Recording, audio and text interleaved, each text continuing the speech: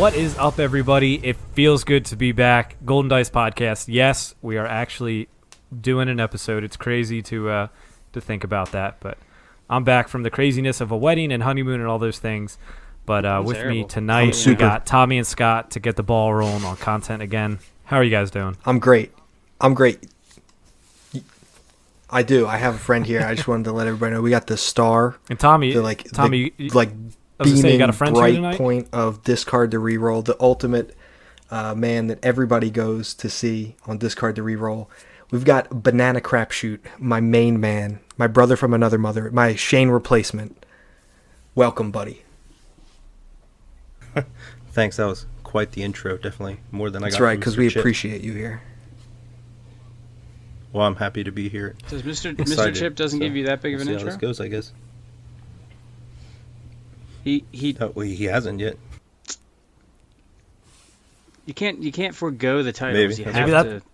Maybe that's why he's losing his co-host, man. I just think it's hilarious that this morning I literally listened to the new ABG episode and Thunder's on, and now tonight we're recording and Banana's on here. Mr. Chip must be like pulling his hair out. Like it just looks like we're imitating ABG and just stealing. This is great. I love this. This is awesome. Yeah, Tom. It's this whole thing is like a troll. Tommy's tickled pink. Yeah, he's gonna go back to his solo podcast. Well, I still have a visual. I still have 6 more podcasts to go before I catch up. Bright.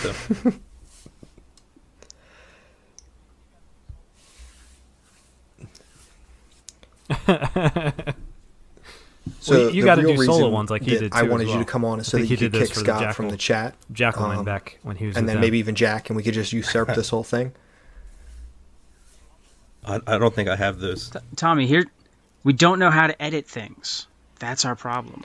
Well, I'm the party host, so Jack went away for 2 weeks, and we didn't do anything. If we recorded in a Discard to Reroll episode. That's not why we didn't do anything, because I've recorded multiple episodes when Jack's not around. I had a crazy spell of life come upon me. Half my company decided to go on vacation, and that left me with triple the amount of duties. So yeah, that would have been great. I would have loved that. Now we had that, and pregger wife. Little 15-month-old running around. Your wife is very... I had to plan my brother's bachelor party. Your wife is very pregnant. She is. You should have just not showed up to Shane's bachelor party. Just that you said it was Shane's bachelor party. It was too serious. It wasn't low-key enough for you. Too competitive. It was a little too competitive. But... Yeah. But yeah, guy, come on. I'm going you're for lucky I had to leave in the middle of it. I would beat you at disc golf, maybe. You would not have beaten me. Who ended up winning disc golf? Tell me it wasn't Shane. No, it was Ian. Shane's actually Ian's my dad. Oh, okay. Mm-hmm. That makes sense. But yeah, man. I'm going 8 days in Ireland, a wedding, not a single. You guys got access to WordPress. Flockton was out there trying to get people to stream with him. Poor kid. Congratulations, Scott. Things. Flockton was invited to Shane's bachelor party, and the day he wanted to stream was Shane's bachelor party. He's got his priorities, right? Well, I showed up on every Tuesday. True, and we started recording on Tuesdays, but I don't think this week was good quality because Flockton didn't install the driver on his laptop, so we couldn't turn off autofocus. Yeah, he forgot to hit record in the one game. It was a mess. Yeah, I got to look through those. So there might be one or two that we can voice over stuff for, but I don't know. Yeah, that's what I'll try to do is start doing voiceovers and commentating on the games. Good thing we didn't record my games though. They were rough, man. I walked into double no answers. It was a sad time. Oof. So 7 cards right there, and then he lured Santeka to get. He did 2 no answers and a resistance ring to bring all of those back. And there was 1 card left in my deck. And he did it. He took the ring back, but didn't realize that I had 1 card left in deck. Because I started to take it because I was like, all right, that's the round. Yeah, because he lured Santeka on the back end of the round. Yeah, he almost forgot to do it, but then did it type thing. And so I was half taking up my card, and he's like, oh, yeah, all right, you took my no answers or whatever. And then I was just like, okay. And then he readied all his characters and stuff, and I picked up my Vader dice. I was like, how am I still rolling these? And then Scott was like, "Wait, how is this happening?" And then he was like, "Oh, I thought I missed something. I thought there must have been something game. that I was missing, but no, it was just that weird situation." The worst part is that I was so far ahead at that point. If I just didn't, I literally discarded to reroll into one card left. Yeah, I don't know. And then he hit me for 7. I just want, like, I'm so bad right now. 2 seconds before that, we had asked, like, "Oh, is there any way Pete's going to win?" I'm like, "I don't think he's going to even get out of the round." And then turn around, I'm like, "Oh, nope, Jack punted it." Yeah. Yep. Dude, I'm so bad right now. I even played Artificery's doing their Patreon tournament, and I got home on Wednesday, and I think I played Friday, like, afternoon, against actually one of our patrons, Landon, as well. And he was playing Vader Faust, and I was doing Yoda Leia Lightsaber Mastery Mill. I got destroyed. He was on Fighting Pit. I was like, oh, I want to get Yoda in the pool for Force Jump. But then he was just Fighting Pit me, and I'd cry. Yeah, I think you should be running. I think we already talked about this. I think you need to forgo the Lightsaber Mastery and make sure you don't auto lose the battlefield roll. Yeah, go back to taking ground type thing. Dude, but that was like the worst like I've ever felt at Destiny in a while. When I played. I mean, getting Fighting Pitted as a mill deck is the worst. You get no benefit from it, and they're just going to deal something to you. Yes. It was rough. And I cried. And then I went 0-2 at the weekly before I had to leave early for a work meeting. So that's my life right now. Haven't won a game since I'm back from Ireland. Did you win the work meeting though? Yes, right, I did. That's good. Now you have your own workspace. Yeah. Basically, at work, we bought a new building and we were debating what to use it for, and I convinced him to use it in my area of what I do, to let the children run free. Anyways, we'll talk Destiny, I guess. The children. I mean, we don't want them to turn out like Scott, so we got to fix them. Yeah, I didn't go to church. To that point. Definitely didn't do that. That's a lie, because you taught CCD. Okay, I taught CCD, but I didn't actually go to church all that often. I thought you did the jujitsu for Jesus with Tommy. That wasn't at church. That was at like some rant. Where was that even at? Tommy's basement. That was at the. It was a wrestling room in Clearview. It was for a high school in New Jersey. All right, Banana, you got to keep us on track, man. We haven't podcasted in a while. We're just talking. Right. Listen, I was quiet. I was just answering questions. All right, so we'll dive into. There was a GQ just this past weekend, wasn't it? Yeah. Over in Sweden, I believe, in the Nordics, Malmo, I think. Yeah. Is that how you say it? So what's actually kind of cool though is the place in Sweden. It's called the Slagethuset. I'm butchering that 100%, but it translates to the butchery. So it's a pretty interesting little place. But it looked like a nice open room. If anybody saw pictures from that, Your Destiny did a whole write up on it. There's a bunch of new spot glosses, which look super cool. Specifically, like the plots, I feel like actually look amazing, more so than the characters in this one, except for Palpatine. He looks pretty dope. But they spoiled was a Phasma, Jabba, Padme, Enfys Nest, Palpatine, Chewbacca for the characters, and then plots they did advanced training, lightsaber mastery, profiteering, separatist conspiracy, and then they did the battlefield command center, which looks pretty dope as well. That Chewbacca. That's the Man, money part one. of me wants to get him. Part of me wants to get him because I got Han, and I love Han and Chewie as people, but Chewie's just so bad. So bad. So I probably won't. I'll come to my senses. It probably won't cost you that much to do so maybe you won't come to your senses. Hopefully your wife comes to her senses and doesn't let you. Yeah, that's fair. Hey man, I did get a Vader for like 50 I know, off I eBay, saw that. Which felt like a super that's steal. That's a good buy because I'm sure you could sell it for more than $50 right this second if you really wanted. Yeah, but I'm a collector. Half. I probably won't. I just get rid of that stuff. Yeah. Well, yeah. I mean, you sold like Cassian like day one of PAX Unplugged for like 300. Yeah, and now I think I still can't even get Tommy's to sell for more than 80. Dang. Yeah. They're rough. Yeah, once it's not like the new block of stuff, they usually drop to a little bit under 100. Vader definitely was still above that. But anyways, they all look super cool. Again, those pictures are on the Your Destiny blog. But we'll get into the standard day one winner, which was Captain Phasma, Sentinel Messenger, Retribution. And the spiciest part of this, I guess, was that it ran 2 mind extractions, and ran Theed as its battlefield. How do you guys feel about this deck going 6-0? I think it's I think the mind extraction is really interesting. I guess maybe they were thinking there was going to be a lot of Palpatine. That's the only thing I could think of for that, or maybe to blank Snoke. But I think going 6-0, I think this is a good deck, and I think that going 6-0 at a GQ is a lot different than, grinding out a Swiss of like 6 to 7 rounds and then having to fight through a top cut where you know what you're going to face in that top cut, and so you might tech differently. Like, for instance, a lot of people don't enjoy playing mill, so you go to a GQ, you might play mill one time, especially with all the scooping that goes on, and then that's the end of it. So you could play a deck that won't do great against mill but might win you a game and still be able to 6-0. So I think you get some crazy results with GQ, so I don't consider them like the end all be all for data.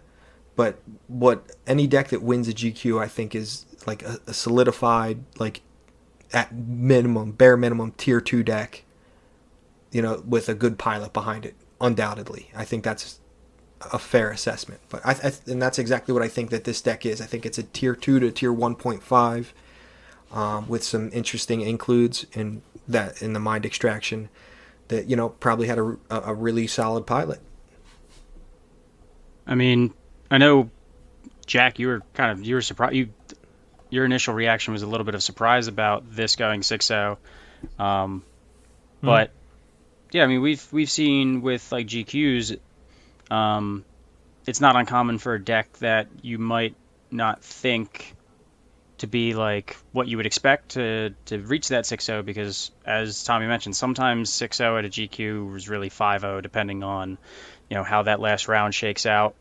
Because it's, dude, it's 4-0 sometimes. It like somewhat frequently, especially at the point where like where Worlds would have been in May, but now we're pushed back, so we're over a year into this World season. So there's a ton of people that have world invites, and no one wants to be that jerk that keeps people out of Worlds just for a couple prize tickets. It doesn't make any sense. So especially in this kind of game, it's not cutthroat. There's not like this big cash prize. Everybody's pretty cordial, so there's a ton of scooping that goes on at these GQs. So I mean, it skews your numbers a little bit. We can't say. I mean, I don't know as far as like Sweden goes, because I know in like any of the US GQs there tends to be a lot of people that do have invites playing in them. So I can't say what it's like over in Europe, or especially like for this one. But yeah, sometimes for this you got to win 6 games, but really it might be 5, and maybe the first 1 or 2 are kind of soft. So sometimes it's a little bit different. I think going 6-0 in a GQ is obviously proof that that deck could make a top cut, because that's basically what you would have to do to make a top cut in any larger regional or any like the national events or whatnot. But because you're not having to play in a best of 3 at any point, I think GQs are a little bit more forgiving in your deck choice, in the sense, like, say you have a deck that when you sit down and you think about it and you put it up against what you would consider the top deck, you might say like, yeah, I really only have like a 35% chance to win this matchup, provided I pilot it correctly, they pilot it correctly. That in a best of 3 means you're going to be losing that best of 3 match the majority of the, like 9 times out of 10. But in a GQ, you only need to win 1 game. So you'd rather in that situation where you're not in that strong matchup sense, you'd rather only have to win 1 game versus having to win a best of 3. Your chances are better. It's kind of like if you remember that the movie about the 1980 U.S. Olympic hockey team, Miracle, how they're saying like if the Soviets beat you 9 times out of 10, it doesn't matter because only the 1 time matters. Yeah, I mean all of that's fair. I think my surprise comes from just how good I view the Snoke 3Y deck. But I mean, this deck had 2 vigilance in it, so if he can't get to that resource side, like turn 1, if the Phasma player drops vigilance and they can't focus to the resource side on Watt and he can't roll it, then you could be in for some trouble there. I mean, this deck can ramp. It has, great zero cost, like all villain decks. Yes, it's got the yellow adds nothing mitigation wise for villain. So it's got the same mitigation package that the Snoke 3Y deck does. It can ramp itself pretty hard, and it still has, 2 of the 3 out of like the unholy trinity as far as like support drops. You're still dropping Mega Blaster Troopers. You can still play Fist. So there's a lot. There's a lot of that. The first turn plays that make that Snoke support deck so strong. You have access to a lot of them in this deck, and then you also just have more raw damage on your dice. You just have way less health. Fist. Yeah, and that's where something like Riot Shield, like obviously, is big on Phasma and the best of the zero cost mitigation type things. But what's crazy too, like just with Phasma running Vader's Fist and Mega Blaster, like it turns that 3 and 4 indirect into just base damage sides. Like if you're playing like that, and that's what's so good with Phasma, like into another like big character. I think like against Vader, that was one of my losses the other night. You just roll out, you get indirect on these characters, but it really doesn't matter because it all can just turn into direct melee with Phasma and just really snipe those characters. So yeah, I like the deck. It wasn't anything against that. I just feel like Snoke, Wada False is just so in such a good spot. But Banana, you got any thoughts about the Phasma Sentinel Messenger and it winning a GQ? Well, on the DB it shows the opponents he played and the decks he played against. He played 1 Snoke 3 wide. So I guess if he gets his vigilance down, he can stop Snoke from turning dice, and you can mine Extraction Watto to remove his dice, I guess. So, I didn't realize he posted. I mean, yeah. So I mean, I'm not really surprised. I mean, it's a good deck if you're a good pilot and you get the right matchups and roll good. Gotcha.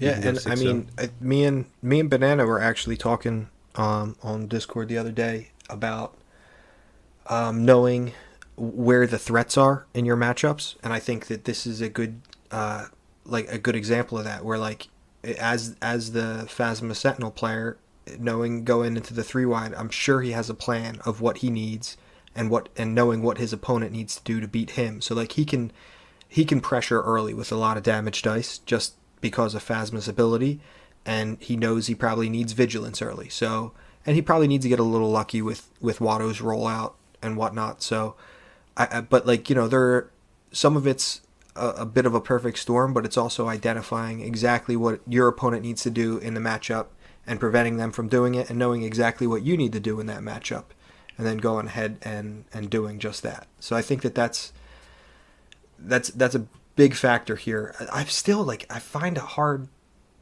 I'm just staring at Mind Extraction right now, and I'm like, man, 2 costs to play that. And I know you can ramp because you've got resource sides on so many dice.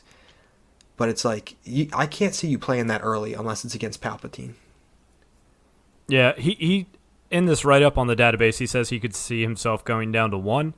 And he said it came up clutch against 2 Padme decks he played and Qui-Gon he played. Okay, I can see it against Padme. What about Route? Did he play Route at all? Because I'm just not a big fan of Route. I don't see anything about it, but yeah. Not really overly huge on that. This could maybe be the deck where it could be okay in, but still not even exciting. I think it's the only deck that it really works in at the moment, because you can get so many character dice out there in a short amount of time. It just takes a fair amount of actions to really get there. Yeah, look. I mean, if you get Mega Blaster out, it's 1 action, and then if they remove, you can power action 2 more in. So I mean, like if Mega Blaster's out, it's a 1-for-1 removal basically, unless they're not removing your dice and slow playing it potentially. I mean, 1-for-1 removal in this deck is your worst removal card. Yep. Also, Retribution is protecting those dice. Yeah, you just have to worry if Mega Blaster gets removed, but then you could power action Phasma. Now you have 4 dice. Yeah, looking at his matchup, he also had like a Leia Lando matchup, and obviously if you're playing Retribution, you're in a much better stead against Mill than most things. Yeah, he did, in case anybody's curious, it's Palpatine Watt round 1, Satine Qui-Gon round 2, Padme Yoda round 3, Leia Lando round 4, Snoke Watto Foss round 5, and Padme Bush round 6. So it definitely had a big test in that it got that Snoke Watto Foss in round 5. So that means it was also a player that had gone 4-0, because it's one thing to beat a Snoke Watto Foss in round 1, because you don't know what you're getting round 1.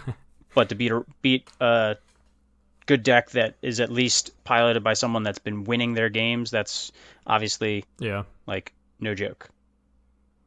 And following that, he says on the second day he played this deck again, but he took 2 losses against Snoke Watto Foss and Talzin Watto Watt, which are similar decks. Yeah, I guarantee you they're trying to do the same thing. Yeah, which is drop one of those 3 monsters. Yep, they're dropping the 3 monsters with maybe probably Hired Muscle or Fickle, some combination, and then just good removal. Yeah, the plus side is, I mean, he did a pretty short summary, but he does give you some thoughts as far as the way it played. So if you want to take a look at that, you can definitely go check out his own words on the DB. But yeah, Mind Extraction is the only thing I can see in this that I don't think, like if you were making this deck, I think 28 out of the 30 cards, maybe not route, but like 26 out of the 30 cards are kind of automatic in this, just because they are exactly what you need in this situation, provided that you aren't sleeping on Vigilance. And you should not sleep on Vigilance, because Vigilance is great in the focus heavy meta. Yeah. All right, we'll move on to the other standard winner, the day 2, and that is Kylo Dooku. It's got some interesting tech within there. He went with the upgrade lightsabers package. Some people I know have been toying with the abilities package, because then you can run Forbidden Lore to help with that resource gen. But some of the interesting cards were the As I Have Foreseen, which is a 0-cost event. Look at each opponent's hand, has ambush. He ran 1 dodge, Flames of the Past. And yeah, I mean, those were the most interesting things. He ran 2 Deflecting Slash, 2 A Tale of Tragedy, which I thought were interesting. 1 Hidden Motive, which I feel like in a deck like this you want to run 2 of, but you know, just kind of nitpicking certain things. But I was surprised to see this go 6-0, but like you guys said, it could just get certain matchups. I don't see the matchups anywhere for this deck and what it played against. But it could have just gotten like good matchups, good calls, and just went and 6-0, and it could have been a scoop at the end for all we know. But in my testing, like this felt even worse than Phasma potentially. But again, my testing has been super limited and very quick, so don't really take a lot into that. But Dooku's a really good character. I liked him a lot. Kylo's Payside was killing me sometimes. Yeah, I think Dooku's amazing. Yeah. I just think Dooku's going to get squished pretty easy. There's no doubt Dooku is going to die, but on the games where you do start with his lightsaber, which are not, it's not often, it's admittedly not often, but 2 cards down right away is a huge detriment. I mean, the chances of you plucking like one of the big 3 mean supports, slim, but you can't pluck it if you don't pluck any. So I mean, that's you got to be in the game. They discard, they pick, right? Oh, they choose. Yeah. Is it both of them that they choose? Or okay. So you'd have to pluck it with the discard sides, which once you've taken them down to 3 cards, then those discard sides are more chance. live. But yeah, you could definitely stymie, and maybe they stumble out of the blocks. And then if you stumble out of the blocks against a deck that's getting 2 damage off Kylo, that has these character dice which are pretty aggressive, then it can stay in the game. But my problem is I don't know how often you're actually getting 2 damage off Kylo in a meta where there's a really high percentage of rainbow decks. Or at the very least 2 color decks. I definitely think this pilot is acknowledging that by running a 2-time As I Have Foreseen. I guess just trying to get the highest percentage against the Snoke decks. Plus with the As I Have Foreseen, it's a 0-cost event, so you can play it with Dooku's ability, which is going to force them to discard down a card, and then you're getting to see their hand and see exactly where it is. So if they've played a card already in the round, which pretty much happens almost every round, you're removing one. Now they're down to 3, and you know the array. your Kylo is going to be much better. Yeah, that is a good point. He's definitely better in that situation. So I definitely think that's acknowledging that you're playing a lot of decks that have a pretty wide array of colors to it. Although, that's only 2 turns the entire game, though. Games are only going like 3, so. Yeah, well, it's 2 turns if they don't kill Dooku on, top of 2. But is that even a good like power action though? Like say, because you would power action it, you would look at their hand, it has then ambush. They would discard, then you would take your ambush. Like I feel like sometimes you could run into a situation though where they have 4 cards, and they have a 3 and 1. 3 red, 1 blue, whatever. They'll discard the 1 or the 3, whatever I said. I think I said 3 red. Yeah. So then now it's a 2 to 1, and your odds got worse. They went from 75 to 66. But I guess like there's no way of really knowing that type thing. But no, I could just see me not necessarily being inclined to, as I have foreseen, power action, and then they know you're about to activate with Kylo, so they're going to try to discard a card to give them the best percentage of not taking 2 damage. Yeah, but they always know you're about to activate with Kylo. No, I know, but like if I'm a Snoke 3-wide and I have like a 2-2-1 or something like that, or maybe a 3-1-1, like I know that's now coming, and I'll discard the 3 or whatever. I don't know, like it just, to me, it telegraphs it and allowing them to discard a card. Mm-hmm. Like if you just play it, obviously you're telegraphing it, but it doesn't matter because you have ambush and you just activate Kylo and there's nothing they can do about it. But if you do it with the power action, it could just give them a chance to increase their chances of not taking 2. Yeah, and then you gotta, sometimes with they get a chance to choose what they're going to discard or throw things from their hand. It's like sometimes you can't throw the card to make your Kylo, make him less impactful because you need the card. You're like looking at it, you're like, these are the cards that I need to play this turn. This is like my mitigation, the thing that I was actually going to try to put on the board. So it's an interesting situation. I never really like playing Kylo because I just don't feel like having to pay attention to the colors that people are going to. I don't have to sit there and think like, all right, wait, this deck would be like a 16-14 split and they've played this and that. I don't. Yeah, it's certainly a lot to keep track of. I feel like this deck also has a really high cost curve, with the only real ramp that I'm seeing being it binds all things, which is only going to help you with your upgrades. I mean, I guess it helps you other places because you're saving. But I mean, like, the dodge and the 2 no mercies and a Tale of Tragedy is 1. Flames of the Past is a 2 cost. You only have the Hidden Motive and the 2 doubts as your 0 cost mitigations. Even Twin Strike is 1. Stifle is 1. I just feel like there's a lot of expensive-ish kind of cards here. And that was the problem that I ran into. And I didn't even run Dodge or Flames of the Past. Like I had a second. How's it double doubt and 1 hidden motive? When I don't know, that one just baffles me. Yeah. I'm not, like, especially in this deck when you're strapped for cash, like I feel like it's got to be 2 of each. But yeah, especially 2'd out over, like, I don't know. I mean, No Mercy makes sense. I think that in my build was like my only 2 cost event, and I ran 2 of those just because that's so good in this. And I'm only running 2 doubts. 3 gray cards isn't really that big of a deal, but yeah, I'm kind of wondering. I just like with the two doubts versus 1 hidden motive. When you've got Dooku power action where you want to have a blue card to play every turn. Yeah, I mean, it gives you another 0 cost blue card that you can play. Yeah, I don't know. I mean that. Yeah. I'd. Any other thoughts on Any other big thoughts on this? Yeah.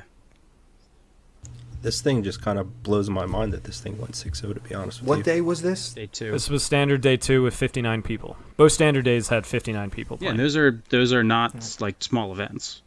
Those are not. No, that's not. Those are not like the type of events where it's like by 6-0 you mean they played 4 rounds. Yeah. And just so the numbers are here and I don't have to go back to them, Infinite was 58 and Trilogy was 48. And also, they did state in the Your Destiny write-up, it was a really nice write-up, that it was I believe it was Sweden's first Galactic qualifier. So, I mean, I'm sure people travel, and Europe is a little different than the States. So I'm sure you're getting people from outside of Sweden that have probably been to Galactic qualifiers before. But since it is their first GQ, there might be less scooping than usual. It was the first one in the Nordics, like like Norway, Sweden, Finland. Like I think that was the first one. So I mean, maybe there's less scooping happening than we're used to, and maybe the meta is just different. Yeah. There. I mean, we've usually seen that after every event. It's kind of sometimes a little interesting things. I mean, I think it was UK Nationals when the crotch rocket deck came out with Sebulba, and like that was just so out of left field and didn't really stick in the US meta. Wasn't there like a bunch of misplays that happened though? Yeah, I think somebody there was like a few planetary bombardment where people discounted it with Weapons Factory Alpha, even though it's not a vehicle, and just like different little things like that people were doing. Yeah. Hey, well, but the guy posted that he'll be doing a write-up later for your Destiny, so you can see what he played there, and then you can make the judge if this would be something that you would want to utilize, because obviously it's going to utilize a number of characters and cards that you're not going to normally play. Like it's got lightsabers. All right, we'll move on to the Infinite deck, which is Poe 2, Han 3. And if people were triggered about Hyperspace Jump, they're probably going to get even triggered more. So it's running Mean Streets. Han Solo is a scoundrel, and it's running all of the possible action cheating stuff. So 2 drop-ins, 2 hit and runs, 2 instigates. And I think that's, so all 6 of them. And it's also running 2 new orders to make sure it can get off that Mean Streets. And then it's got 2 hyperspace jumps, 2 retreats. So it's getting out of there. It's got a snuff out in there as well. It's even got the impulsive where you can stack it with a hit and run. Yep. Just 1 impulsive. This is how I feel like this is how much it's relying on speed. It's running 1 pickings. Yeah. Well, what's the removal? So we got 2 dug in, not. 1 easy pickings, 2 flee the scene, hasty exit, and snuff out. But then obviously you have the retreats and hyperspace jump as well. Those are your removal as you're ending the round. Yes. That is your removal. And the dug in, I think, is a great choice over the defensive position, simply because like you don't have to wait for them to do anything to use the dug in. You can just do it. Yeah. Before, like, while they're getting stuff, and just I'm going to dig in, I'm going to get my 3 shields because I'm going to end this round 2 actions later. Yeah, too many decks are going to roll out one thing at a time and start resolving. So, I like the overkills. I mean, he's definitely just going for, I'm going to roll you off the table. Yeah, A300 blaster, hidden blaster, overkill, 1 pose blaster, and 2 Rexes. So he's definitely hit and running both. Both characters. He's just activating with the Rexes. He's just blaster. Stacking up, and he doesn't care about the modifiers because he's gonna find it somewhere. Yeah. Yeah, this just seems like a deck that I think most people would hate playing against. Like Infinite just doesn't seem fun at all right now. Like I feel like it's gonna be this. It's gonna be like Mill. That's just like the worst of it all. Well, so the and then like Tarkin Snoke. The biggest problem with them, this is like, well, I'm going to get around the mill by doing my entire turn before they even get done. So it's like, I'll play all that I need to do before they even roll in a single thing to discard. But yeah, the mill deck in Infinite can win like very, very reliably turn 3. You got to think of like a mill deck winning round 3, a mill deck winning round 3 is like any other deck winning round 2. Because the mill deck is going to naturally slow down everybody it's playing against because it's going to remove some of their options and mitigate a ton of dice. So if it can win that fast, it's going to be a mess to play against. Yeah. But if you want to go fast, this is a pairing. Hey man, this is up my alley. Bring me back to the Sabine days, man. Yeah, this is... Jesus. I'm just like, even store champs last season those. But yeah, it's like, think about how frustrated people got like with those type of decks, and now you're adding like Mean Streets to make it more viable. You're adding 2 instigates to give them 2 more activations, and then you're adding stuff like Flee the Scene, which is amazing with Mean Streets type thing too. So it's nobody will enjoy playing against that. It'll be over quick. Yes, it'll be you'll at least be done. You can do your best seconds. of 3 in one single round. Yeah, really. All right. Any other thoughts on that on Infinite before we go and cover the trilogy deck real quick? No, I don't think so. Is the trilogy deck posted? Yeah. It's just below it if you're on the Your Destiny. That's what I'm using. Okay. Their thing. So it's Captain Phasma, First Order Stormtrooper, Advanced Training. I remember this one. This what else makes can sense. it be? it's Yeah. It's one color single set trilogy. You have to pretty much play certain cards.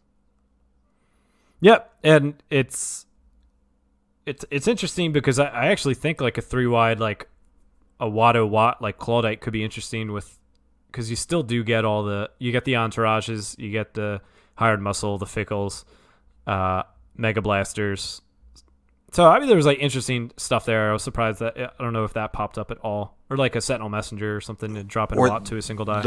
What happened to the Watt Palpatine Force Storm shenanigans? Oh, that's definitely there too as well. Yeah. But this just gets to resolve all of its dices at least one melee. This is just like so aggro. Like it's absurd. Like minimum round 1, you're probably going to deal 6-7 damage. Yeah, because all your blanks are in 1 damage. So melee at that point. Yeah. So, yeah, nothing too crazy. I mean, it obviously extended a little bit to bring in some other things because it's trilogy. So it had like 2 sniper teams in there, 2 A300 blasters, 2 Quicksilvers. I actually think it's funny that Quicksilver is pretty much cut from Phasma decks in Standard now. Like it was made for her, but it just isn't all that great with her. Like you'd rather be dropping with Tech Team for some of the other supports like Fist and Mega Blasters. It just goes to show you exactly what Scott said early on when we were looking at this set is just that the power curve for supports is just higher than upgrades are at the moment. They're just better. Yeah, a while ago I feel like we would have looked at Quicksilver and been like this like even when it got spoiled, you're like, wow, this is good. Like I like this, but then Quicksilver is good, especially in a game where the games are short. You only get 3 rounds, so getting 1 extra resolution in a game that lasts 3 rounds, as opposed to 1 extra resolution in a game that lasts 5 rounds, 1 resolution has more of an impact. Yep. Yeah, it's just so irrelevant because of how good the supports are. I think this is the only deck that I would run Quicksilver in, partly because there's nothing like other than K2 for Hero. There's no real good way to get Quicksilver into a melee deck in a way that you would like. But here it's like you're going to pair up that modifier pretty reliably, and that's the problem with the Quicksilver is that modifier. If you're playing in a deck that can't pair up that modifier, then who cares that you got an extra resolve from it? Yeah, I mean, I will say probably in Standard, like Quicksilver is probably pretty good in the mono red. One, because you have a more limited card pool, like you can't bring in Fist or anything like that anyways, and you can resolve that +2 side with your blanks. That's So once you have the advanced training, then it, all of a sudden that +2 is getting gone. Yeah. All right. I mean, do you guys have anything else on the trilogy or the GQs as a whole? No, I'm glad somebody's getting competitive events. Yeah, GQs. I mean, GQs are cool in the sense that because they're a slightly different format, they do allow you to approach them in a little bit of a different way. I definitely think as far as what decks I would, if you were betting me a fair bit of money on my results, because normally if you just don't care, you can just bring whatever you want. But what I would take to a GQ versus what I would take to a regional event, they are a little bit different decks, just because the not having to run into a best of 3 format means that you're not having to ultimately confront maybe the deficiencies of your deck going game after game after game. Yeah. I mean, might not having to encounter deficiencies is still worse than just having less deficiencies, in all honesty. So I think if your goal is to win a GQ, you should still probably just be playing whatever the best deck is, and as long as you have the reps and you know the matchups. But you at the same time, you got to be ready for all the tier 2 decks, because that is when they come out and they can win GQs. I still think that the best deck has the best chance to win the GQ, but you know, it is an unwieldy format for sure. Certainly.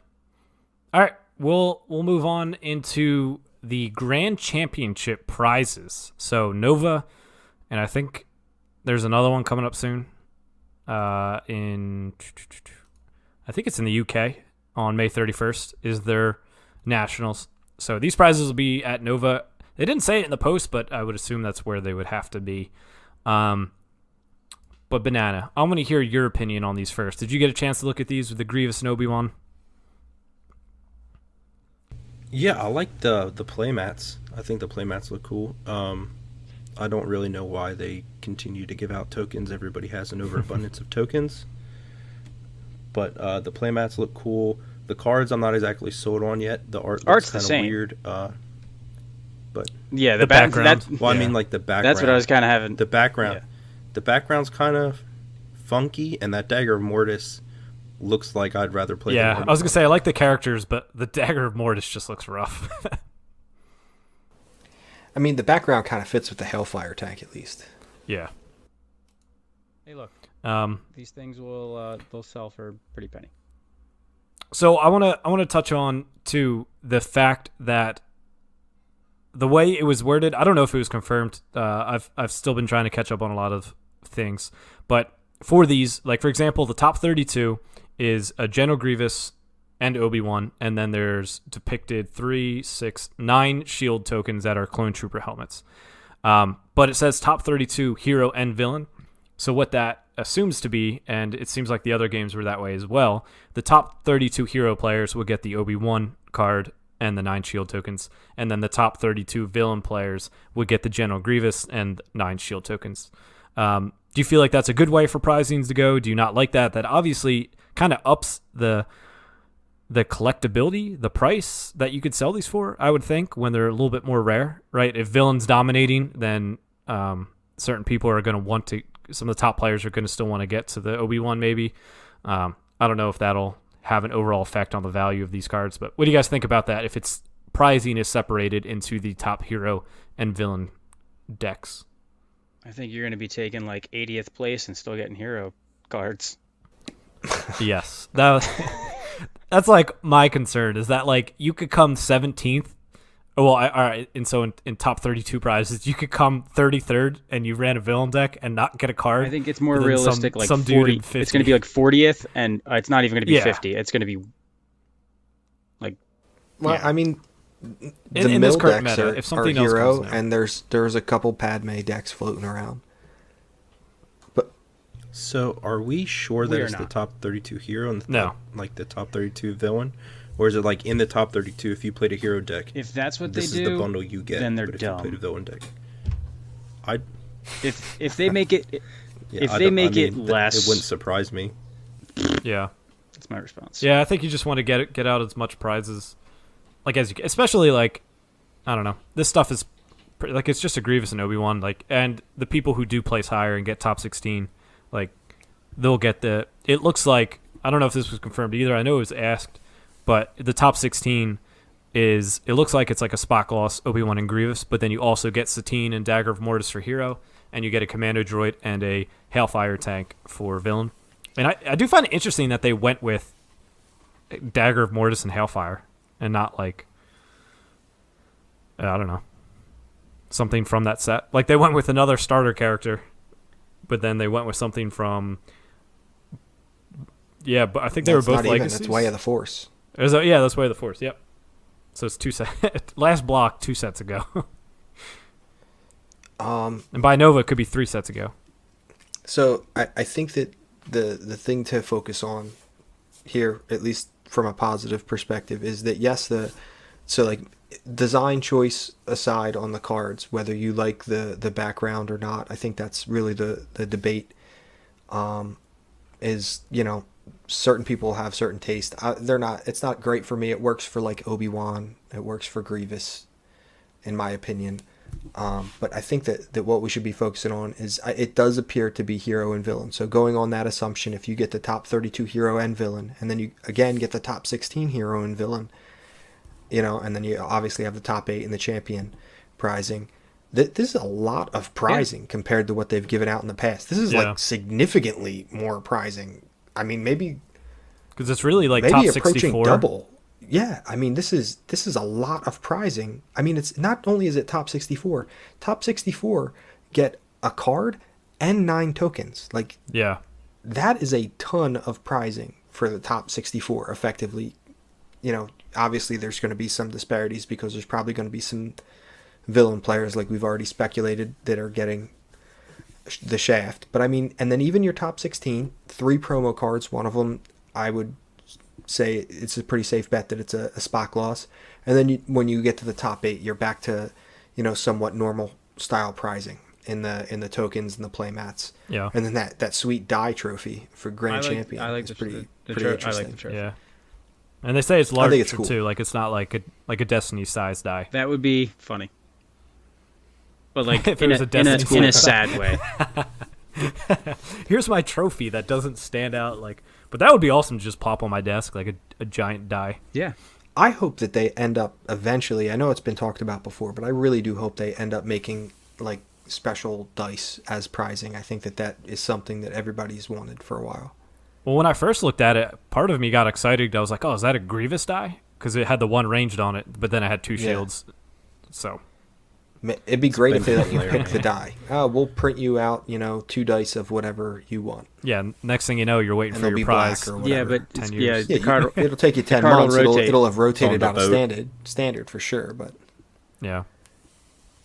It's like, yeah, I went 2 4-speed die. yeah, Now, I will say, like, I mean, anybody that's on the Discord knows that I haven't been, like, the most positive when it comes to FFG and OP, but this is encouraging seeing this Yeah. set of prizes. yeah. I think that we should focus on the quantity because I think that outweighs everything else. Whether you like the style of things or not, whether we've gotten a surplus of tokens or not, the prizes are getting pushed further down and they've been increased in quantity. I think those are 2 really big bright spots for the event. definitely. I mean, And how many buys does this grant for Worlds or seats at Worlds? 4, I think. 4? Top 4. So again, that's more 4. prizing. Yeah. There is something to say about that. I think they need to make that number dependent on the size of the event.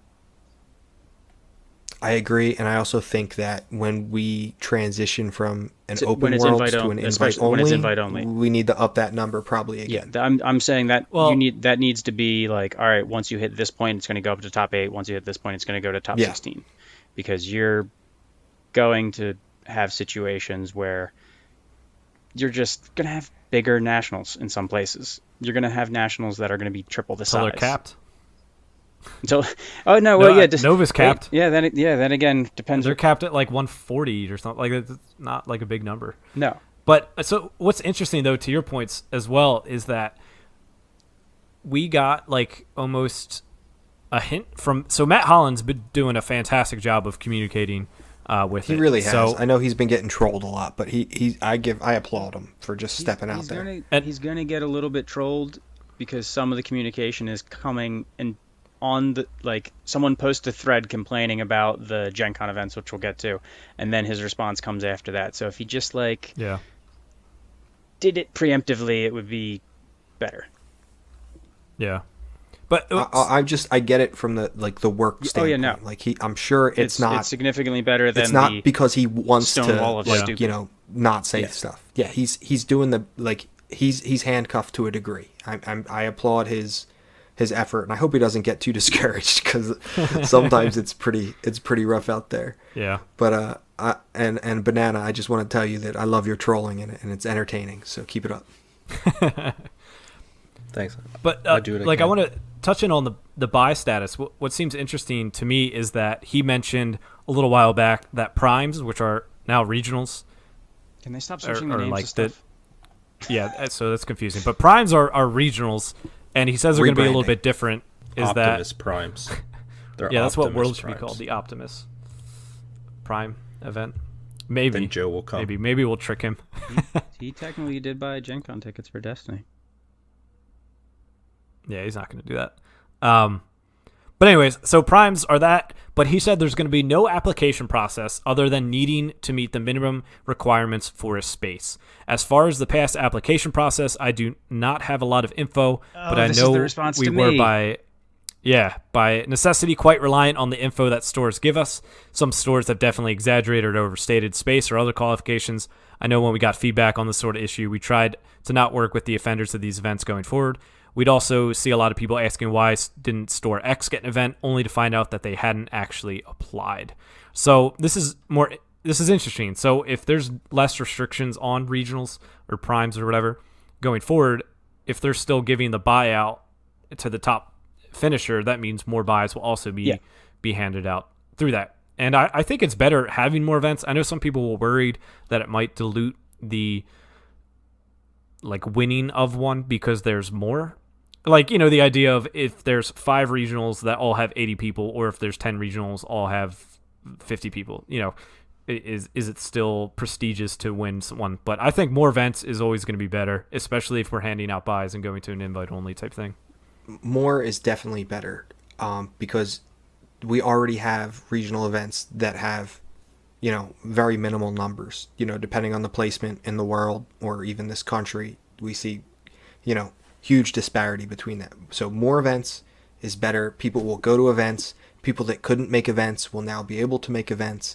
And I honestly understand the fact that they're not going to be so hands-on with requirements for venues, because it's done nothing but bite them. It's hey, how come you haven't done this? How come you haven't done that? If it's going to be that prestigious, then they need to be hands-on. But if they open it up and offer it to more stores, they've taken some of the prestige away, and now they don't have to worry about vetting all the stores. They're being as hands-on as they were before, in the sense that they didn't. Because now they Tom haven't done it. The blame's not on them now because they're loosening the so they've requirements. now taken some blame away from themselves, which is fine. They've taken a lot of heat. So, but if you just provide more, then it's harder for people to complain about inadequate space, because there might be one venue that, oh man, I'm gonna get bleeped. Oh, Tommy's getting bleeped. Tommy's getting bleeped. Oh man, that's my first time. I feel so dirty. Well, anyway, if there's one, I'll say it again. If there's one venue that books 3 events on the same day, and they're trying to throw people out, like the horrendous X-Wing event we heard about. Yeah, that makes all Destiny events look amazing. But you know what I mean? They don't have to worry about that anymore. That's out of their hands. They still have to worry about that a little bit. You have to, if the way that your events are supposed to be like feeder events, you can't just be like, we're just going to give it out to whomever and we're just not going to care anymore. That's a bad position too. Yeah. I have one request of FFG when picking locations, and that's making sure the store you pick actually supports the freaking game that's hosting the event. Yeah. Because we went to the regional in VA in Virginia, and they didn't even sell any Destiny product in there. So and then the TO left for the top cut. Jack and was like, Shanghai you got did this, the right? TOing, yeah. I was like, okay. Yeah, that was. I think that was one thing Yeah. because the post that they're talking about was in response to one of my questions about hey, could you provide us a little bit more information about what you want from these venues applying? Because like he mentioned, there has been in the case, it's why did this venue get it for this versus this one, and then you find out that the other venue never even applied. Some of that's been on FFG, because the venue's I need to be able to fit 64 people, and I really can't fit 64 people, so I'm not going to apply. But lo and behold, other venues that can't even fit 35 people get an event. So it's the venues aren't applying because they think they can't meet the requirement, but if the requirement isn't actually the requirement, that's something that FFG should communicate better. And we've seen with the hyperspace trials they gave out for X-Wing, apparently having a store isn't a requirement. Yeah. Oh, you... All right, Jack. Apply. Yeah. All right, we're having it in my basement, boys. Let's do this. Banana, if you haven't heard about this, they gave 2 hyperspace trials to Yeah, X-Wing, which is That's basically X-Wing, like their right? regionals. They gave 2 of them away to, we'll call it an event promoter. This guy doesn't have any retail space. He's not a store. He doesn't have venues. So he literally then got these stores to agree to host these events. Did all of the registry Okay. online, so none of it was to the store at the store. It couldn't do anything in person. These stores had no idea what they were getting into. They thought these hyperspace events were going to. The one store was told they would be over by 5 p.m. X-Wing takes 3 times as long to play as And it's Destiny. X-Wing. A Destiny And twice as much a space. Destiny at event least. wouldn't be over by 5 p.m. And yeah, No, that was so. unless you start at There was 7 in the literally a morning. case where an event down in one of the South Carolina, where they had to ask people that were out of the running to drop. And by when you're asking people that are out of the running to drop, you're telling them, I'm dropping you from the event. So they literally couldn't even let people play the Amazing. games Right. they had paid for. Apparently, you don't even need to be a store to Yeah, that's get terrible. regionals, I guess. I mean, that's got to be that had to have been a snafu on FFG's part. But if not, that's something that like maybe you should tell people, because there'd probably be some areas that are going to be better served by the communities that are active in that area than any individual venue in that area. Yeah, I don't necessarily think that that's a bad thing, allowing a community to run an event if they're responsible to get a venue. Obviously, the person in charge of this didn't do the diligence that they should have done to make sure that this event, went over right. I think that their heart was probably more in an economic place than in like for the good of the game. We know. But if you put this I know who it is. If you put this in the right hands of a community that cares, that wants to grow things, I think it's fine to give it to basically someone who's not a venue owner. Yeah, but you have to be Hey, you have to be careful about that. And if that's going to be an option, you should probably just communicate that to the player base, because again, we're back to the situation of sometimes the venues that didn't apply didn't do it because they thought they weren't going to be in consideration. Yeah. Dude, I like live on my work premise, and we have like a giant multi-purpose room. Could fit a whole Destiny tournament in there. Definitely 64 people at minimum. Could go beyond that. So I'm gonna apply, dude. Let's do it. Yeah, Cool. When Good they one. announce It's store regional. championships on this stream, you should apply for Yeah. that. Yeah. We should have Adam try to make Kappa Cup a regional or something. That's That'd be a great interesting. idea. Yeah. I'm I gonna mean, text he's him already right got a now venue so he booked. hears it from me first before he thinks you came up with that idea. Yep. Until he listens to the podcast. if he listens to the podcast. He does. He tells me. Because I mean, it's already all FFG Yeah. games. So It's Star Wars plus Keyforge. If they're willing to not have it Yeah. tied to a venue, then Yeah. there's a lot of places where that's going to make more sense than any of the venues that might be there, just because a lot of times the venues can't hold the same number of people as an outside event, an outside arena where the community was getting access to that space. And I think FFG worked this with should them be a before. Facebook post. They sent the Hidden Motives and Executioners last year to did. Apple Cup, so that shows there's willingness Absolutely. to work with them. Obviously, it's a different scale, but essentially, like, especially if it's like a store champ or something, all you're really sending is prizing. What's the It's not difference? You're not prestigious. doing Like, it. yeah, FFG's not Yeah. sending anybody out there to run it. yeah. Ultimately, Someone you needs to swap reach out to Matt Holland. Yeah, you swap the Ahsokas for the Executioner and the Force Speeds for the Hidden Motives, and like it's literally the same thing. It's basically regional. Yeah. So, I mean, we'll find more out about that. I believe it's the 28th, right? So that's a Tuesday. We hope. This upcoming Tuesday. We hope we're going to find out. So World's Day is definitely what they're doing. Hopefully, store champs we find out. Yeah, I mean, they should be. We should be doing them in like a month, right? Right? They have, but like their streams have been like a little long. There's no way they like. Right? There's no way they do a 5-minute stream of this. Like, all right, here's our dates, and we're tuning out. See you guys. Hey, They might show off like prizing at this point. Yeah. prizing that we've already seen. So for Worlds? Oh, not. I meant they might show off the nationals pricing. Well, yeah. I mean, so we have the primes prizing that they could show. Like, there's a lot of things that they Yeah. could show, I think. Yeah. I mean, I would say Worlds is out of the question because you figure the UK National is happening the 31st, and they just released the prizes like last week or whatever Yeah. it was a few days ago. So There's no way Yeah, they but have. No way they got So, Worlds ready. but Worlds is one event. You know what I mean? The national events are a plethora of events. So them announcing those prizing late isn't as big a deal as like Worlds might have been planned before those prizes were even planned. Like it's possible. Anything. Yeah, maybe. Anything is possible. Or at least like the Well, championship. well, mat, there's a the championship mat or something like that. I mean, part of me hopes they sit down and do it prizing from top down. You know what I mean? Like, I hope they don't come up with something really cool for the next event, and then they're like, all right, how do we top this for Worlds? You know what I mean? Like, I hope at the start of the year, they're like, all right, this is what we're doing for Worlds. This is what we'll do for Primes. This is what we'll do for Grand Championships. And this is what we'll do for whatever Continentals is now, whatever Gen Con is.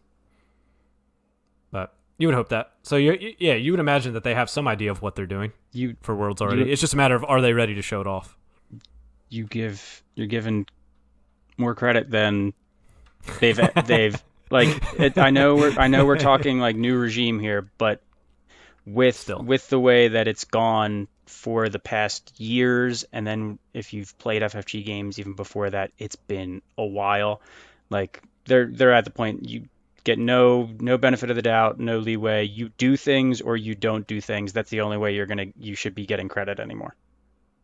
My point is more coming from the place of we need to fill something more than just, hey, we'll see you on date XYZ. Yeah. I'm brainstorming what the hell else are they going to fill this with? Yeah.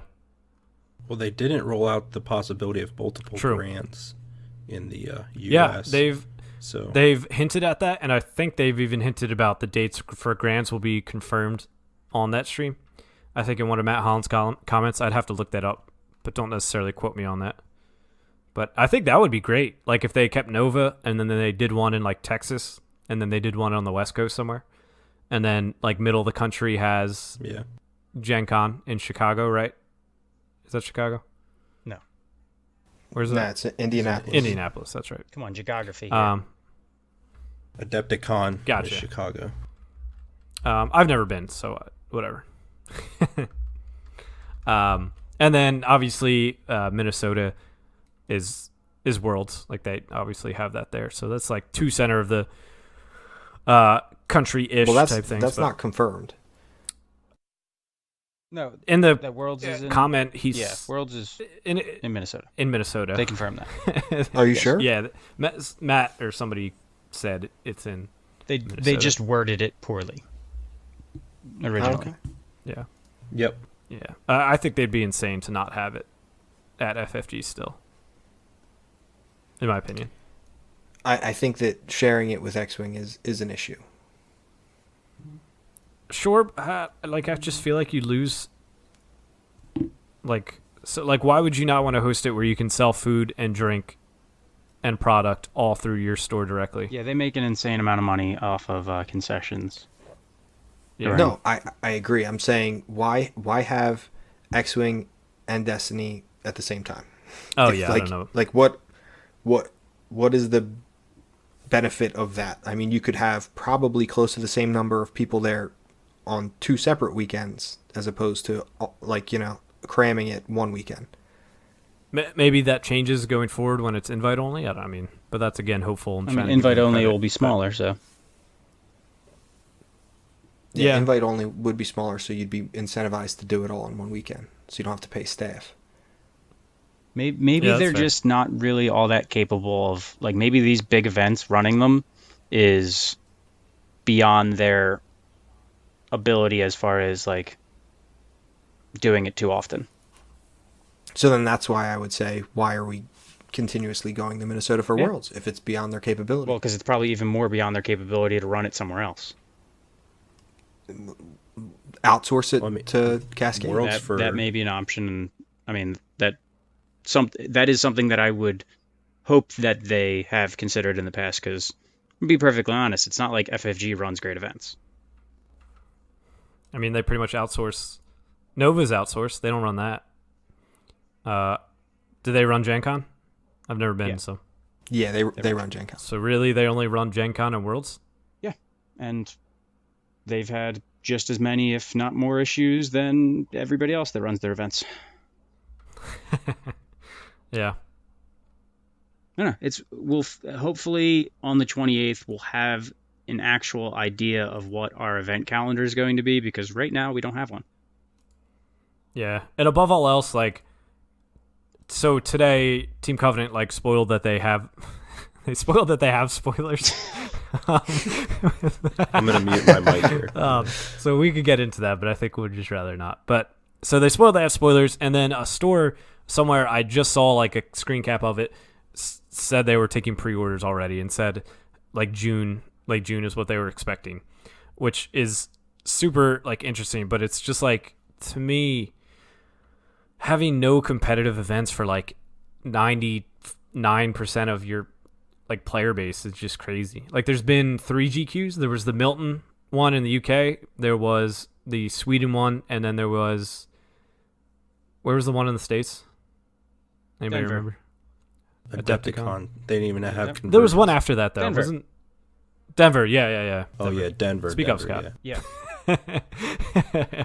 So it's like 3 GQs, which, you know, we knew Sweden had 60. I don't know, say UK had 80, and say United States had 90. Like, that's not like a crazy big crowd. There's 2 more this weekend. Is there another one? Isn't Seattle and Atlanta are this weekend? Oh, I don't know. Like I said, I'm so behind on everything.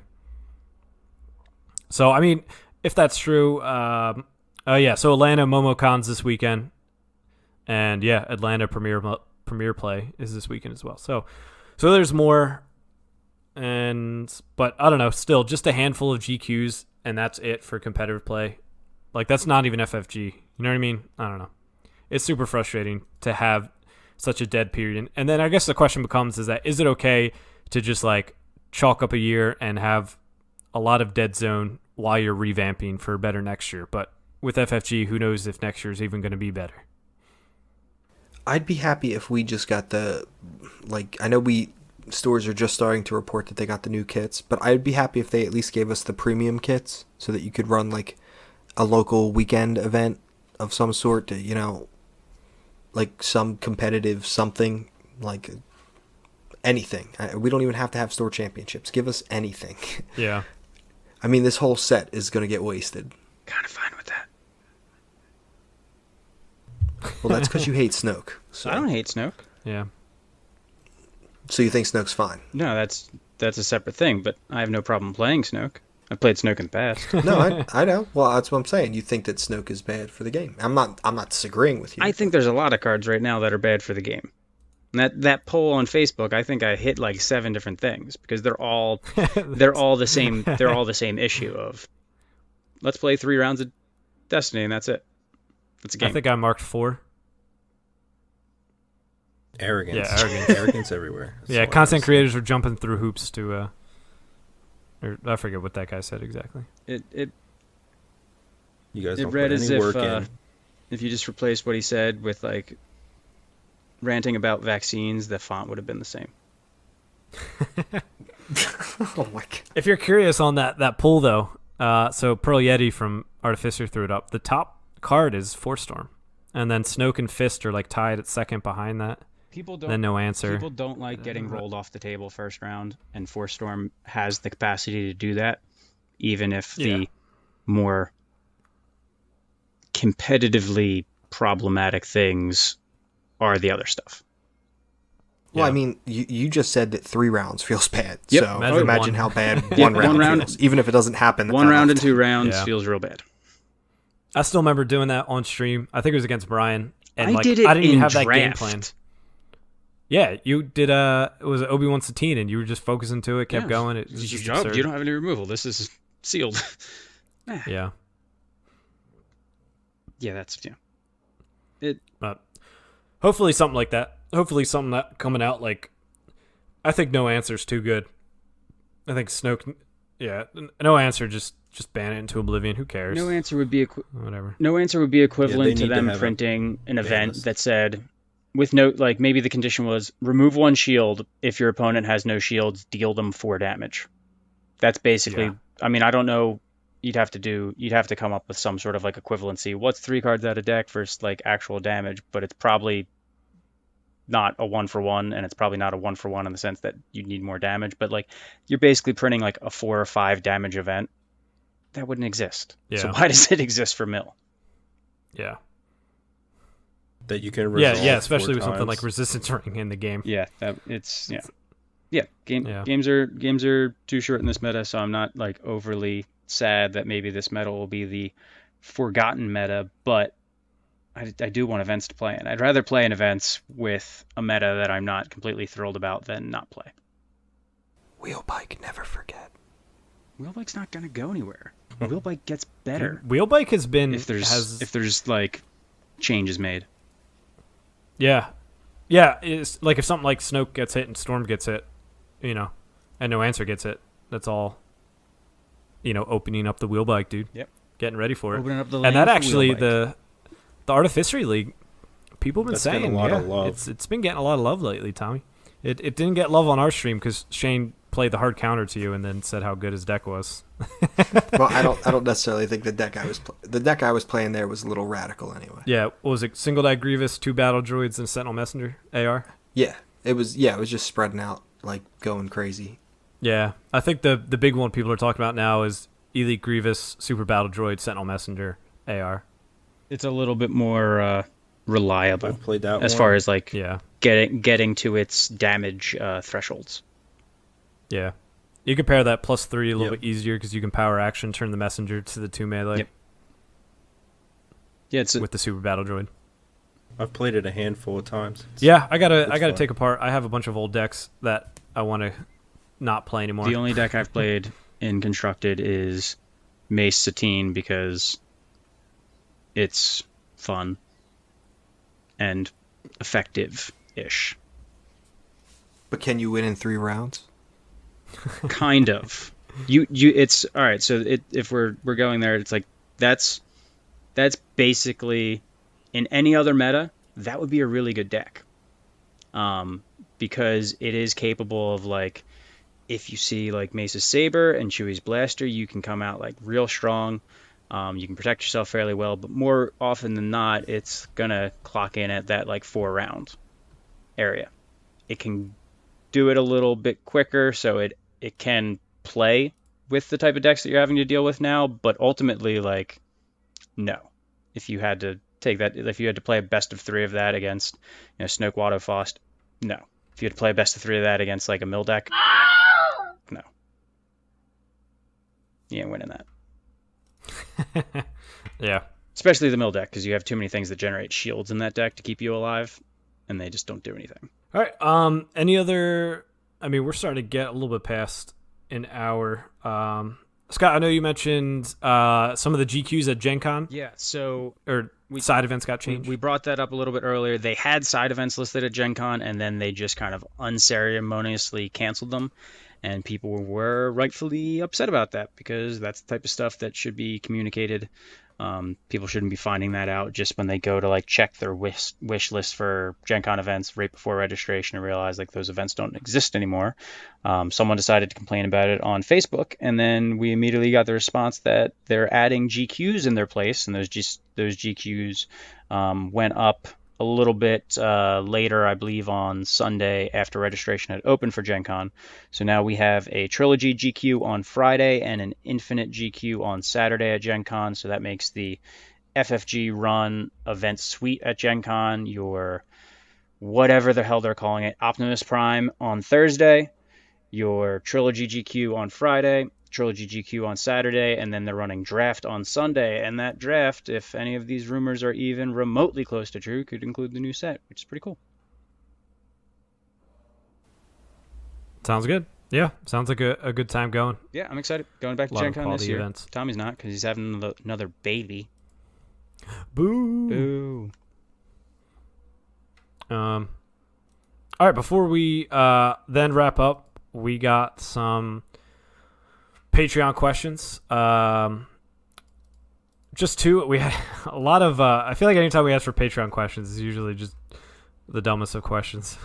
Well, actually, the question first one one is from BananaCrapshoot. It's when can I be on the podcast? And here he is. To which I replied immediately and said, "What are you doing?" when you asked me that, I was closing up for our chickens. What? Is that a euphemism? You have chickens? No, we have chickens that like lay eggs. All right, like. Yeah, we got chickens. So every night I close up the coop so that All right, so stuff don't story try to eat time. them. I work at a restaurant right now. Yeah. A guest asked me to wrap up fish bones for them. They're like, "Oh, they're for my chickens." I'm like, "That's a strange request. I've never gotten that one That's before." really and then I weird. realized I'm like, I actually know 3 people that have chickens, so it's actually not that weird. Now I know 4 people that have chickens. Oh, I thought you were saying asking for the fish bones is weird. That's no, weird. They wanted fish bones for the chickens to eat. I don't know. Fish carcasses, fish bones. I don't know what chickens eat. Chickens eat fish bones? I mean, they'll eat whatever, but I didn't really think they tiny would bones, eat the bones. Yeah. They might pick them clean, but I don't know. I never tried. I give them like watermelon shells and You got stuff. chickens. That's cool. Heard it here first. And cows across the street. And like 35 kids, right? 2 boys and a daughter that. coming in There's a few September. people making. Jack, you're married now. We'll push that down the road a little bit. Last thing I want to be is Tommy right now. All right, I don't want to be that guy. Wow. Jeez, thanks. I just just awful. You're related to Shane. You're tired. You're busy. I'm feeling good today. Yeah, he was good. He was Kinda. good today. Yeah, I had 2 ice cream sandwiches. Ooh, all that sugar just jumped into you. Like some of the other questions Jumped in my we got, belly. One was Inception. He says, "When will you guys add Thunder to our team?" Oh, that's funny. Got to give it 6 months. He goes a good 6 months. I don't know. So, I think give he's it 6 got months. real, true, like This is it. soulful, deep love for Drew and Phoenix. I mean, We- when's the when- last time you had a conversation and didn't say, well, I was talking to ABG guys. When we I think he's got a transitioned to deep a love. Dragon Ball Super podcast. Well, So never. yeah. You know the words to the song, Um, though, Tommy. I know the words to the song in Japanese, I know you Scott. So the other question going on is we got 2 questions. One is, what do we think C-3PO does? We'll find out in 3 weeks. Find out in 3 weeks. Still. I'm still keeping my mouth. I said my So piece on something Facebook. apparently in it says they have after you activate abilities, and so apparently in the thing it says after you activate ability on C-3PO you can do it twice because of the plot, and it says you can generate an absurd number of resources early. So that's something. So maybe after you activate After with you him, activate, you he can gets resolve a Snoke's die. ability. That's what he does. Yeah. That would make sense. So deal damage to Yep. Cause it, so Yep. that's That why he makes had sense the for red arm for a C-3PO. little bit. That's why the It was red arm Snoke. is Yeah. superpowers. Makes sense. So yeah, something along the lines of probably resolving a die, increasing the value of it. What doesn't generate absurd resources nowadays? Yeah, but the thing is like, what's Hero going to spend it on? Blue Hero. Villain blue. Yeah. Yeah. Well, you don't have anything to spend it on. You spend it on Yeah. the one card you bring with Marauder. Yep. So, yeah. So something along those lines will be his ability. So, yeah, we'll see in 3 weeks to talk about that.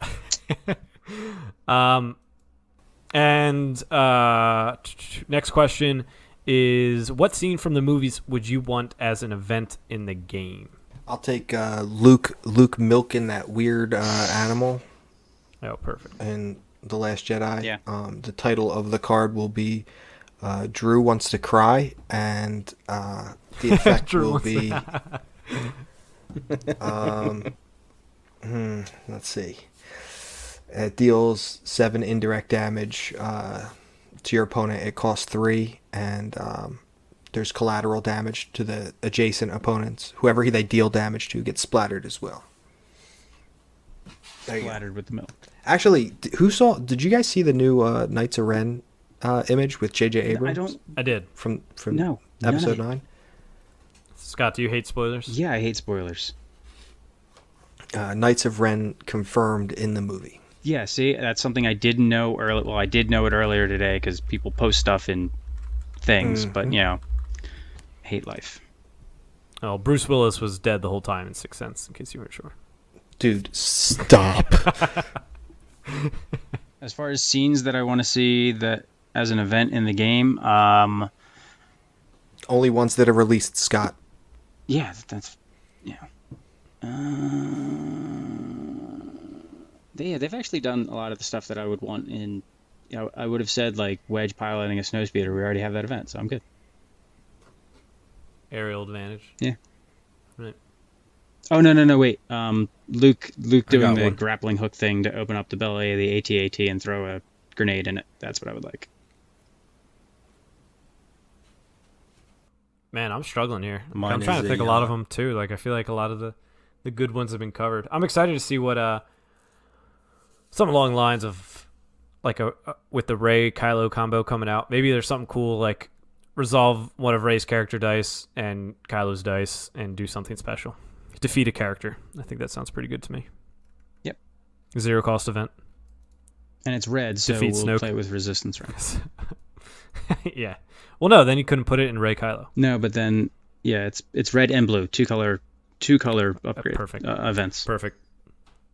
Yep. 0 cost. Resolve their dice, defeat a character, or spot Rey and Kylo to defeat Snoke. Yep. I think that's how we counter. That's Snoke. how that would be the Silver that's the bullet. silver bullet. That's what everybody wants. You can include up to 4 copies of this card in your Coming in set 11. It's a move event, so you can put it under lightsaber. First mastery. action. That'd be funny. I don't. I am excited to see how they expand on that though. That throne room scene. Yeah, that's I'm excited to see what events. that's not the only reason to go see The Last Jedi, but it's, one of the most awesome scenes in The Last Jedi. And hopefully we get, like I said, I don't like spoilers. I don't watch trailers usually. I only watch like the first trailer because ultimately I really can't avoid it when I go to the movies. It's to see other things. But Kylo Ren, like, chest punching that dude with the hilt of his saber, that's cool. I want to see that as an event. Yeah, just the fact that Kylo's fighting like on the battlefield, presumably being the supreme leader and still leading the troops to battle is amazing. Rey jumping over a TIE silencer or whatever that was. I'd like to see more moves, just like move. just defeat Snoke. I'm curious to see where they go with the move events, because that's the one plot that I'm like, oh man, this plot is just gonna grow and just be. And it can be any color. So remember that too. I'm wondering if we're ever going to get a Vapod mastery that only Mace Windu can do. A what mastery? That's Mace Windu has his own lightsaber style. You don't know this? Oh, He's yeah. like tapping into You the don't know dark this? side or some. No, I knew that. I thought you said pod. No. Yes. Okay. So I Okay. don't know what pod mastery. I was going back to episode 1 and I was like, Mace Windu wasn't in the pod racer scene. No. Hey guys, the pod racer was spoiled on that image I know. for the Team Covenant. I wonder if that was like requested, like so. I guess the question then becomes: did FFG tell Team Covenant to make this deck, and they gave them the fan art? Did Team Covenant request FFG to make that because this is the deck that they were making, or did Team Covenant put the fan together? The third option would make me very salty. Because whatever. All right. All right, we're just under an hour and a half at this point. Do you guys have any other thoughts? Trying to catch up on a lot of stuff since we've kind of been missing out. But any other thoughts on the stuff we talked about? Anything we missed? Are you guys living life? Are you good? Yeah, I just we'll get our hopefully we'll get our OP answers on the 28th. Hopefully FFG answers at least most of the questions people have, because if they don't, they made people wait this long, they're going to get shit on. Yeah. If it's a disappointing stream, people are going to be even more upset. Fair enough. Agreed. Can't make people wait 3 weeks. So I guess with closing As always, check us out on Facebook, on Twitter, on YouTube, on Twitch. We actually hit affiliate on Twitch, so if you're more than willing to give us subscribe, I know a lot of you guys use Amazon Prime, so you can connect that, and you already get a Twitch account and get a free subscribe. I should probably do my subscribe for our stuff. Do that, man. Yeah. Do that. So you can head on over to Twitch and do that. We're looking to get back into our normal routine of at least a stream a week. Obviously, me being in Ireland kind of put a spike or a bump in that road. Kibosh. And I've had Kibosh was the word you wanted to look up. Sure. Kibosh I believe. But this new room, the basement that I had before, was very good with lighting, and so I didn't really have to do much. But this time I've had to order these 2 new bright, like pretty legit, like light lamps type things, stands. I don't know. They're pretty big. Yeah. Box lights? Pretty much. And they're awesome, so we'll set them up, and I'm still trying to get the best adjustment in the room and the lighting for all that. So still working on that and trying to get that good for you guys and get ready to get back into it next week. I know all of you miss me playing Brian when he makes Savage Asajj decks, and it's really great content. And, yeah, I love it when my eyes bleed. I'll discard to reroll. I'll resolve for 2. I'll discard to reroll. I'll resolve for 1. I sometimes forget that I maybe need to monitor Brian's decks a little bit more. I feel bad for our Patreons. Like, I played him with one, and he... what did he run? It was like Kira Phasma 2, which I was like, all right, so this is pretty much just a gun build. I see him discard a reroll with like a dorsal turret. I'm like, what is this deck that is a thing now? Like, why are you playing vehicles in this deck? And he's like, oh yeah. I don't know what I was thinking. He's got to shock the system. He's got to buck the trends. Subvert expectations. Shock collar 2 of each deck. Let's go. Yeah. But yeah. So we're looking to get back on our normal content. Our articles have always been a little bit struggling, a little bit slow, but maybe we'll try to bump that up as well. But either way, we're back. We're ready to go. And so just hoping FFG gives us something to actually talk about on these podcasts now that we're back. Yeah, we got spoiler season coming. We got events hopefully coming. Hopefully. Yeah, spoilers in 3 weeks. Yep. This is the spoiler of spoiler season. Like right now they're spoiling that they're going to do a stream, and we're spoiling that there's going to be an article. It's so exciting right now. There's just so much anticipation of being anticipated. Oh my goodness. I can't contain myself with excitement. There's so much emotion behind that voice. Yep. All right. With that, we're going to sign off, and Banana, I want you to give the sign off. Thanks for stopping by. Thanks for having me. Peace out. We should have vacillated back and forth a few times. That's so uncomfortable. Typically, I vacillate in private. It's like in the same... Yeah, it's kind of in the same vein as like moist. You know, it just makes people uncomfortable when they hear it. I'm fine with it. It makes some people uncomfortable. Are we supposed to stop this thing now?